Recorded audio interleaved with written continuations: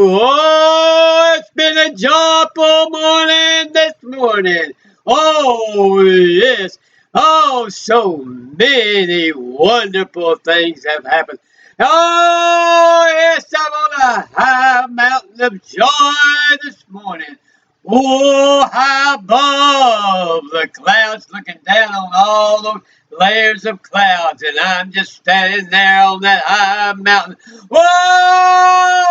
Yes, and oh, I am so joyful, a lot more joyful, so much more joyful than all the birds and the butterflies outside there, even though they're pretty joyful, flying everywhere, and butterflies hitting all the flowers and everything just going marvelous out there, just moving everywhere, all the little animals moving in nice weather, enjoying the sunshine. But it's all so marvelous, but not near so marvelous as the sunshine I feel radiating out of all over me and out of my soul, out into the world. It's radiating now, mighty and mighty, mighty, and you need to begin to feel this joy. How high is your mountain of joy? Oh, yes, how high is your mountain of joy this morning? You should tell me about it. I want to hear, I always want to hear about joy. I want to be always hear about happiness.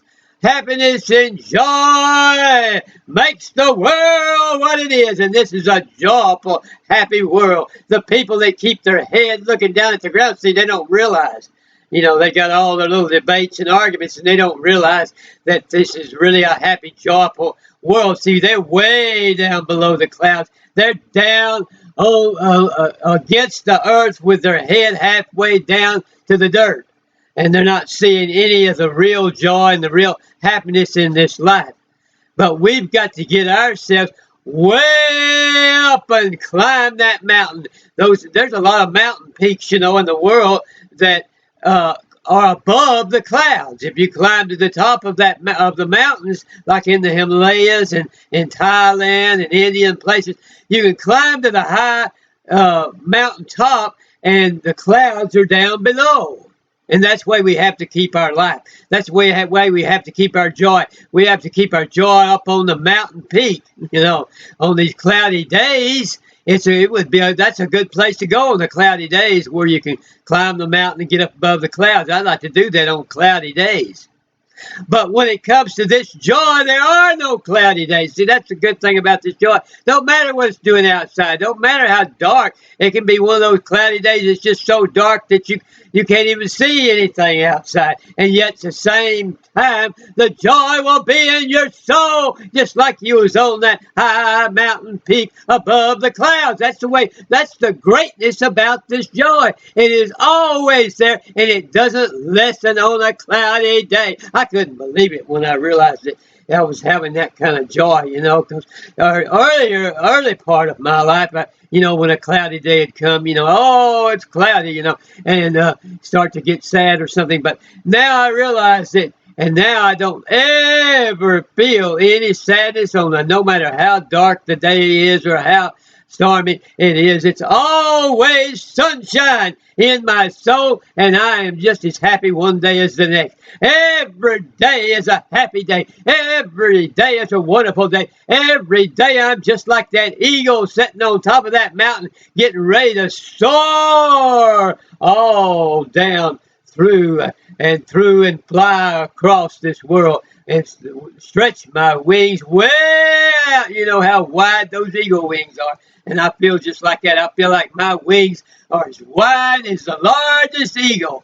And then I am just soaring across everything and looking down upon all these silly people that are just arguing about stupid things. You know what I'm talking about. But yet the happiness and the joy could be theirs if they would just lift up their head and look up into the mountains. Oh, yes, I will lift up my eyes into the hills from which cometh my help. Oh, yes, It's there. All you got to do is as easy as lifting up your head and becoming aware of all the wondrous joy that is actually present. It's actually present. Oh, yes. Ah, yes. It's a marvelous thing to realize how great happiness can get and how high you can soar. Oh, Lord, yes. And we should expect this. That's the miraculous and marvelous thing about this is that according to your real deep down expectations, so will be your joy and your happiness. And we should expect so. We should expect this joy and happiness. We should expect this mountaintop joy. We should actually expect this and not the sadness and not the lack of joy. We should expect the mountain high joy all the time. We should expect to lift up our hands and realize and draw in all that joy and happiness and always be feeling it at all times. That is an expectation which we can gain, and it will come true once we learn to expect it. So expect marvelous miracles. Expect true joy. Expect the joy that will heal. Expect healing and power. All of these things are here for us to expect, and we have to raise our consciousness and awareness and to expect the joy to be here, and then it will be. Just as sure as if you climb to the top of the Himalayas and at the highest peak, the clouds will be below you. So when you learn to expect, you can expect the clouds to be below you when you get to that top of that mountain peak. And the same thing about this, when you expect, you're going to expect joy, and it's going to come just as sure as that. So we need to realize how easy it is. That's the first thing. It's just to realize how easy it is to have real joy and to realize that happiness is always here. And, you can be depressed or you can feel low, but then when you stop and you really think and you get yourself out of that rut, you see, you're in a rut that you're thinking about these kind of thoughts that make you feel depressed, and you don't realize that you're letting that just spin over and over and over like a tape recorder in your mind, and that you don't realize that it is just a tape recorder, that you can reach up there and hit the pause button and stop it, and then you can turn on the one that has the happiness and the joy. Just as easy. It's just as easy as having turning off the tape recorder that is blowing with those depressive thoughts, and reaching over and turning on the tape recorder. It says, "Today is a day of joy and happiness, and I will expect joy." I will put that on the loop, and I will let it loop back and forth, that this is a day of rejoicing. I am full of joy. I'm on the mountaintop of joy. So I ask you again, how high is your mountaintop of joy? It's just as high as you're willing to turn that on and let it loop the joy and let it be the joy flow in you. It's just as high as you will allow it to be.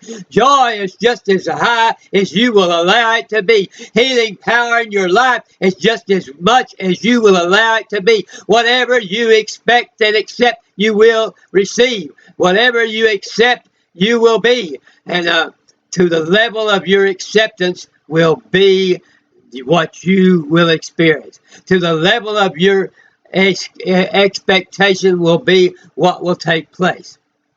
And so we should always keep in mind that mountaintop that's above the clouds, and realize that our joy and our expectation and our awareness can always be up there on that mountain peak, and never actually has to be below the clouds. It never has to be. If we let it fall down there, that is only that because we have failed to stop and put our mind upon the real joy.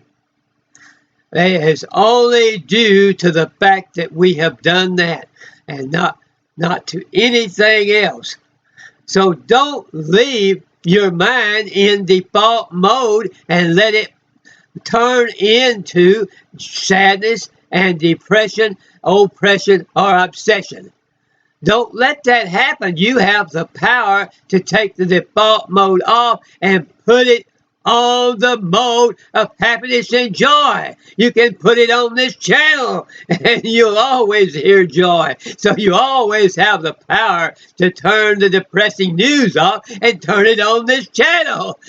and we'll always be talking about joy here because we know here what real joy is.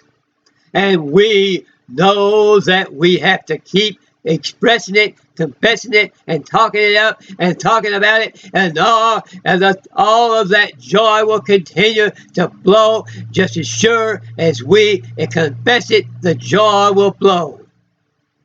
Just as sure as we know that the real person within us is full of joy and happiness, so will that joy and happiness always flow in our life. So let us understand that whatever illness we may have, whatever disease we may have, that we always have the remedy, because we can always stop and say, who am I? Why, I am the Son of the living God, because 1 John 3 and 1 and 2 says, behold, what manner of love the Father has bestowed upon us, that we should be called the sons of God. We are now the sons and daughters of God. It says in verse 2, behold, beloved, now are we the sons of God, and we know not what we shall be, but we know that when we shall see him, we shall be like him, for we shall see him as he is. And so the way to see him as he is to begin to behold the love of God. Then to behold the fact that we are now the sons of God. That means get a sense of awe about who God is and get a tremendous understanding and sense of who we actually are as the sons of God. And that will be so awesome that will lead you up into that high peak of joy, and you'll begin to understand who Jesus is and what he did and why he was so joyful and why he was able to heal so many people. You'll understand then why it says that beloved, now are we the sons of God, and we know not what we shall be, but when we shall see him, we shall be like him, for we shall see him as he is. We'll begin to, that means understand who God is. Understand who Jesus is as his only begotten Son, and understand the love that all of that entails, and understand the power of that love, and understand the power and the glory and the awesomeness of God, who loved us so much and made us related to him, inheritors of all of his power and inheritors of all of his joy. And if we're inheritors of all of his joy, then why and how can we ever be sad? How can we ever not be always on that peak, on that mountaintop of joy at all times?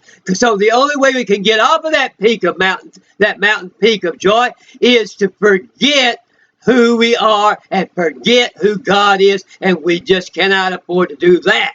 So I'm going to pray right now.